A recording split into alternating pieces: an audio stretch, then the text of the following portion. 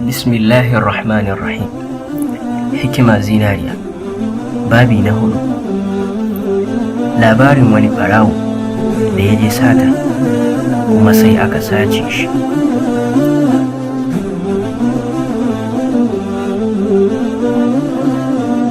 An yi wani ɓarawo da ya je sata gidan wani malami, sai kuma ya tarar da wani abin mamaki.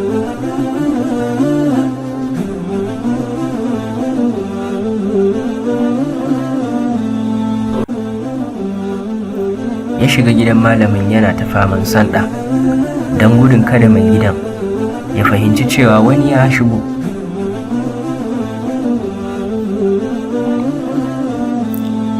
Bayan da ya gama haɗa kayan da zai sace, ya ɗauki niyyar fita, sai ya ga malamin ya ce mishi,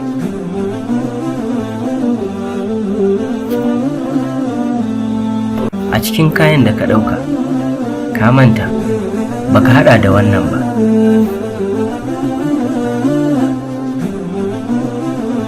Sai ya miƙa masa wani abu a rufe, yana budawa sai ya ga alƙur'ani.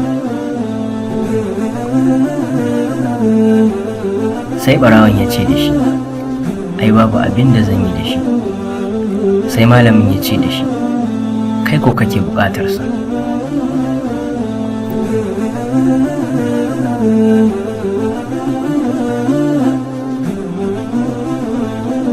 Domin a cikinsa akwai abin da har a lahira ma zai yi maka amfani, domin idan ka riƙe alƙur'ani babu kai ba wata shan wahala.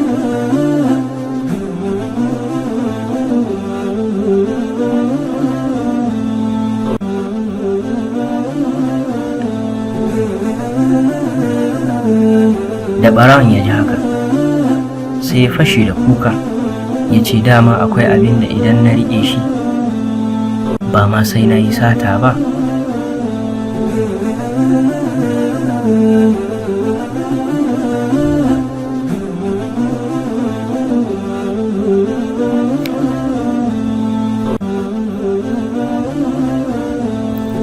Taimake ni, ka faɗa mu.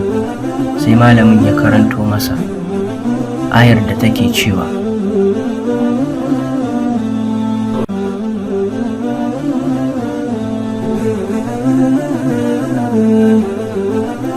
da a ce mutanen alƙarya za su yi imani da Allah kuma su ji tsoronsa,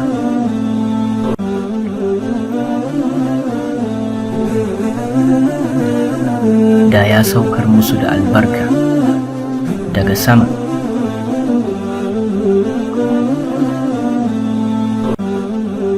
Daga jin haka sai wannan ɓarawo ya yi nadama, ya ce ba zai sake yin sata ba. Sai malamin ya yi farin ciki,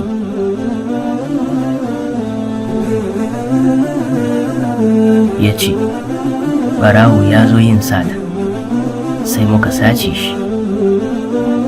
Darussa: